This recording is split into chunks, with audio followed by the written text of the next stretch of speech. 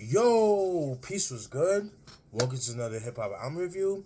This is part 284. Today that I will be reviewing Kool Rap with his third studio album, solo studio album, because we had 456, Roots of Evil, and then now this. So this is his third studio album.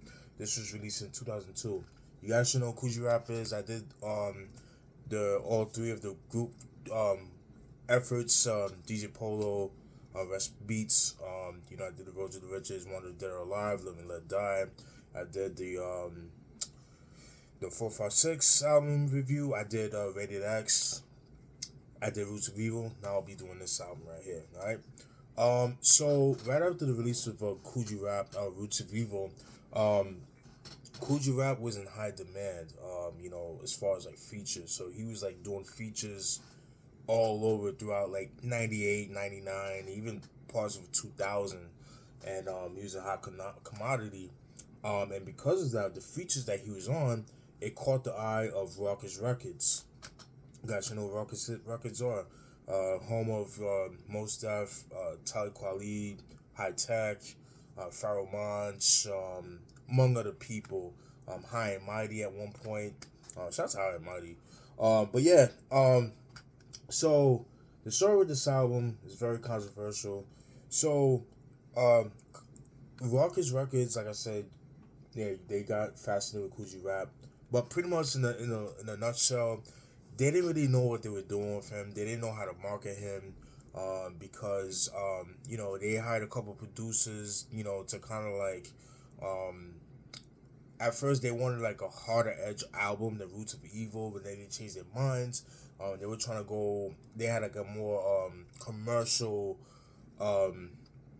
view for Kool Rap. They wanted him to go a different route, by like hiring different producers and that kind of thing, or different producers that he's normally known to have and stuff like that. And that kind of rubbed the people the wrong way with producers like CJ Moore and Dr. Butcher that's worked with him throughout the early 90s and stuff like that. To the point where there is an original version of the album, which you ironically, and you can find it on Spotify, YouTube. I'll post it in the description box and the streaming platforms. Because most of the time, albums like that does not get on streaming platforms, but it's actually on streaming platforms. So I'll post that in the description box. So with that being said, he's a lot of songs had to, they couldn't put on the original album or the retail version because of like sample clearances and that kind of thing. Also, Ruckus Records, they were like running out of money. They weren't really making money like they used to the point they lost a distribution deal. Kool Rap could not put this album independently because he still had a deal with Ruckus Records. But then also they kind of made a deal with Koch Records, and as you can see here, Koch Records, yeah, I think they bought out Landspeed Records, because Landspeed at one point was a record label, but I think Koch bought them out. I could be wrong about that. And then that's how this album came about. So, the original version of the album had different songs. Some of the same songs are on here, but different titles, alternate beat changes and that kind of thing. So this is pretty much what you get. There was even a story. I posted an article, a very dope article, like pretty much how they came about making this album. That Kool Rap went to Virginia to get a beat from Pharrell, but Pharrell, him being a big fan of Kool Rap, he tried to cater to Kool Rap, but Kool Rap wasn't trying to do that. He was like, he wanted to get the Pharrell sound. I'm kind of glad that didn't happen. Thank God. No disrespect to the Neptunes, but I could only take them in doses. Not to say they're whack. They're dope producers, but just not for Kool Rap. Just me personally. I'm glad that didn't work out. The story was told that he only played one beat. Kool Rap wasn't feeling it.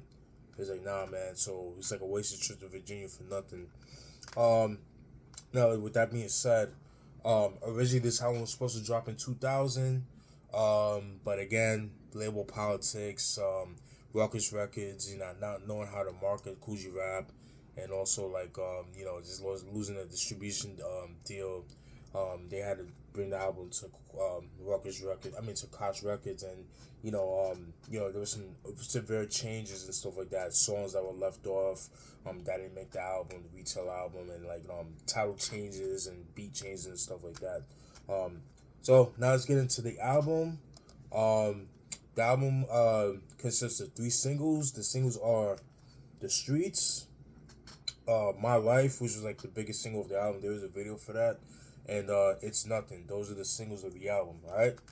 Now let me show you what the album looks like.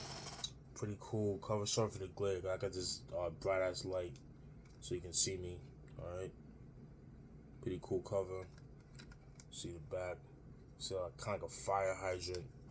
Yeah, like a fire hydrant. You got this like the city in the background. Pretty cool. All right. Black CD. Nothing too crazy. Got Kool rap right here. Early 2000 shit. You know what I mean? Open it up. Alright. Kool rap on the Sean John velour suit, tracksuit. Got the track listing, all that good stuff. Back. Kool rap in his shades. Cartier shades, I'm assuming. And then you open it together, and that's how it looks. So it's pretty cool. I think that's pretty cool. Now let's get into the producers of the album. Producers include Young Lord, dope producer. He was part of like the Hitman by Bad Boy. But he's also known for his underground stuff too. Very, very underrated producer. Bink, yes, Bink. That's worked with Jay-Z on the Blueprint album. That same Bink. Buck Wild of DITC. Ghetto Pros, which consists of Mike Heron, and Vic from Beatnuts. That they consists of Ghetto Professionals, and Mike Heron is a dope producer. One of the co-founders of one of my favorite record labels of hip hop, Hydra Entertainment, Homo Screwball, Godfather Don, and people like that. All right, Amar. Never heard of him. Ghetto Pros and FB. Rockwaller from Def Squad. Jazzo. Frank Nitty. VIC and Mike Heron. Ghetto Pros. Young Lord. Buck Wild. Dr. Butcher. And Ghetto Pros. Those producers of the album. Now let's get into the features. The features include Prodigy, the late great Prodigy. Rest in peace to him. Sorely missed. AZ.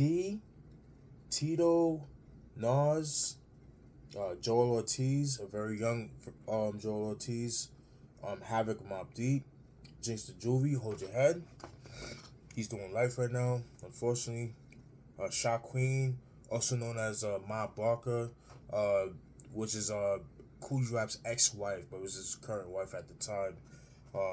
Yeah. Let's see what else. And Capone Noriega, alright? Those are the features of the album. Alright, now, you know how I get down? I'm going to go through some of the tracks, go through track to track, meat and potatoes of the video. Now let's get into it. Track 1, Thug for Life. That was produced by Young Lord. Dope beat. Very dope beat. Dope way to start the album. Of course, I wrote the lyrics because Kool Rap, he's one of those dudes that you have to, like, recite the lyrics and stuff like that, because the shit he says is like, how the fuck you think like that, I like the line when he says, reach for that heat, put your wig in the wind pop, fill your belly with 10 shots. If I get hit and you see blood, then flood the bullet wound with gin shots. Put beef in a Slim Jim box, but bitch, you wanna pinch a wind slap. Clap lead until your big friend drop. Niggas will front until I seen chin shots. Woo! Fire. Love that shit. So that's track 1, Thug for Life. Track 2, Where You At? That was featuring Prodigy of Mobb Deep. Dope track that was produced by Bink.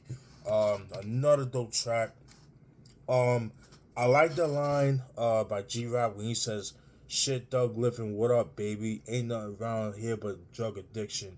Niggas is acting anti-love living. The slug giving little shorty on the snub itching. For beef, he might get left in the street with his blood dripping. The poor niggas sling crack real raw niggas that bang gas. Crazy lady jumped on the train tracks. Know if you owe somebody dough, you better bring that. Them kids is live. Put fire in you where your brain at. Whoo, fire, man.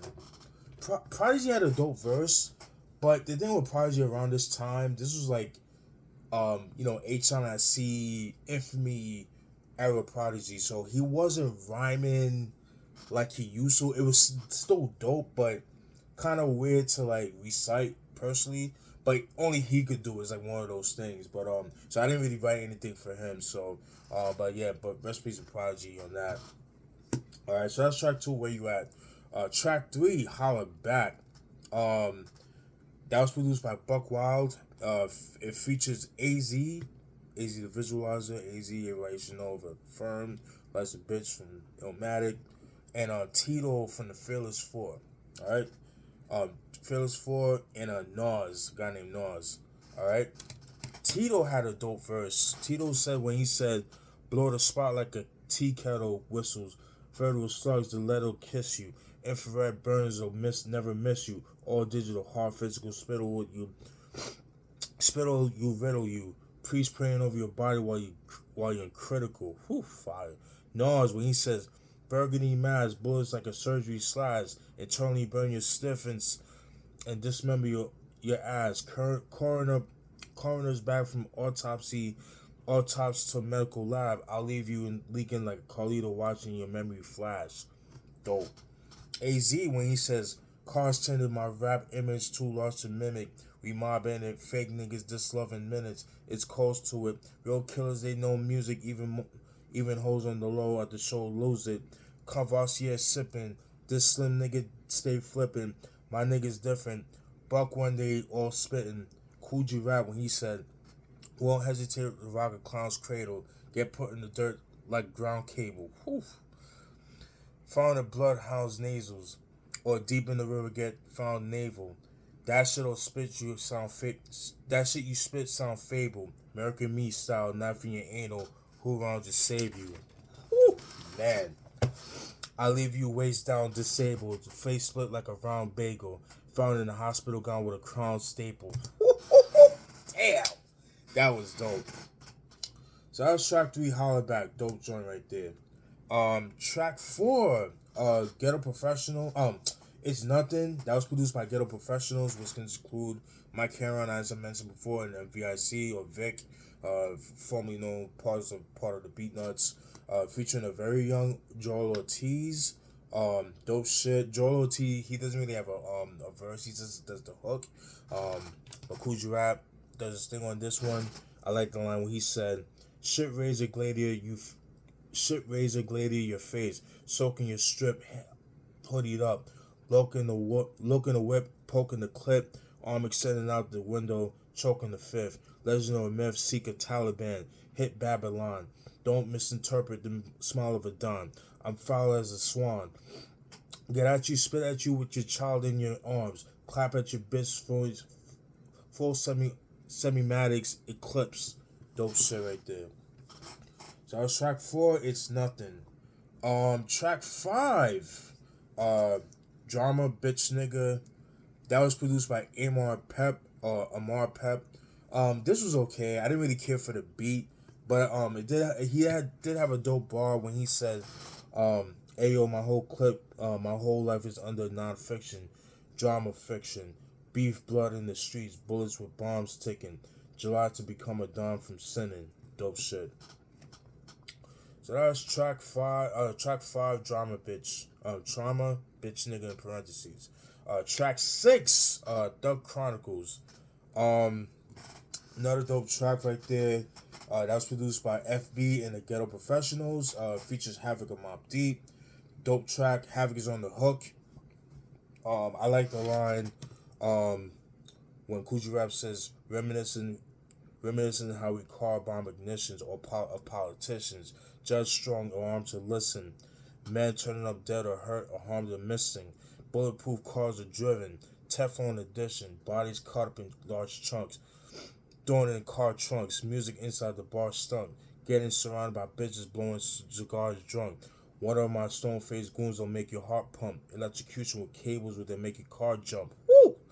The yard punks that's sitting in with a life sentence for selling hard junk. Woo! Dope shit right there. So that was track 6 of Duck Chronicles. Track 7, Blaze with Y'all, featuring Jinx and Juvie. Again, Jinx and Juvie, hold your head up. Was not a fan of the beat, surprising by Rockwaller. To me, it just didn't really fit Kool Rap personally. But the lyrics to me saved it. I like the line by G-Rap when he says, "This one goes out to my peoples that hit the hot block to cop the diesel in back of the spots, but chop on the lethal.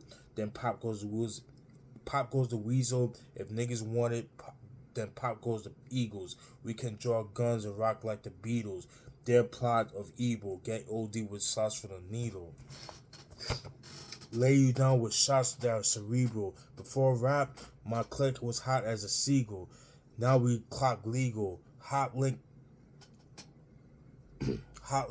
Miguel past the cops and our regals. Above law like diplomats. Me and my clique Me and my clique calls Buck Wild. Buck Whip was spit the gat, or get your shit 12s back. Whoo, fire. Alright, so that was track 7, Blaze with Y'all featuring Ginger Juvie. Was not a fan of the beat. Track 8, Black Widow, one of my favorite tracks of the album. Dope track. This song on the advanced version, the leaked copy, or the bootleg rather, it was actually called She's Dressed to Kill. So that's the original title of the song, but on here it's called Black Widow. So it's the same beat, same lyrics, but just the title difference. That's the only thing. But everything's the same. The lyrics and the beat and everything is just the only difference. All right, one of my favorite joints that was produced by Jazzo.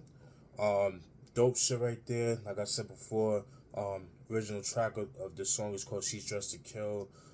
In this song, he talks about a girl who's like a ruthless killer, that kind of thing. If you guys know the story of Griselda Blanco, I think that's the best way to describe it. Black Widow. So he's pretty much, I'm not saying he's talking about her, but somebody like a Griselda Blanco. So that's what I got from that. I like the line where he said, "Trapping the beast, gas releases a rat deceased. Back to the suite, back on their feet, clapping on, back to the street, back on our feet, clapping the heat from the back seat, in the back of a Jeep, stacking the heat, pound the ones, made her point when violence was brung, regulating balance from the slump, balance the slumps, brought in a cat with a talent for guns, click quick to silence your tongue." Woo! Fire. This the double entendres, man. Yo, Kool Rap he deserves more credit than he deserves, in my opinion. Like, I don't care what nobody says. I think he's the best MC of all time, but that's just me personally. So that's track 8, Black Widow. Track 9, Fight Club featuring Shot Queen, aka Ma Barker. This was produced by Frank Nitty. This is another song again. It's like a okay track. I didn't like the beat for it. He's kind of rapping like fast paced and that kind of thing. It doesn't sound like something that DJ Scratch would have produced around like the late 90s. Something that could have been for like Busta Rhymes or like Rampage or even Rod Digger. But not in a good way. It's not as good, if that makes sense. But like the potential of like a DJ Scratch type beat, so. But definitely not one of my favorites. I could have done without that song. Now we get into believe it was the second single of the album, and it's like the biggest single of the album, My Life. That was produced by Ghetto Professionals. Dope track, like I said, the second single of the album, featuring G Wise, who does the hook or the chorus. Uses kind of like the talk box like in the West Coast niggas do. It's pretty dope. Kind of like a nice twist to it, to an East Coast track. So kind of dope. And it's a dope video too. I like the line when he says, "Strictly about making the bread pop, blocks red hot, from feds to cops, looking for rock bottles with red tops, trading lead shots and dreadlocks, infrared dots in their head drop, we fled spots, We're on the curb, and when they turn to birds, we spread flocks, no doubt. No telling when the bloodshed stop. Glad to your sled stop. Woo! Man. Fucking dope, man. Dope shit right there. So that was track 10, My Life. Track 11, The Good Die Young. That was produced by Young Lord. Another dope track. I like the line when he said, "The bullies are back, getting the news that's tragic. Views are graphic, moves through the traffic. Break any rules, you lose your attic. Who's in the habit using the static? Make something ooze out of your cabbage." Woo! Fire. Attic, being your head, kind of the cabbage, your head. That's fucking dope. Alright. So that was track 11, Good Die Young. Track 12, The Streets. That's another one of my favorite beats, songs anyways.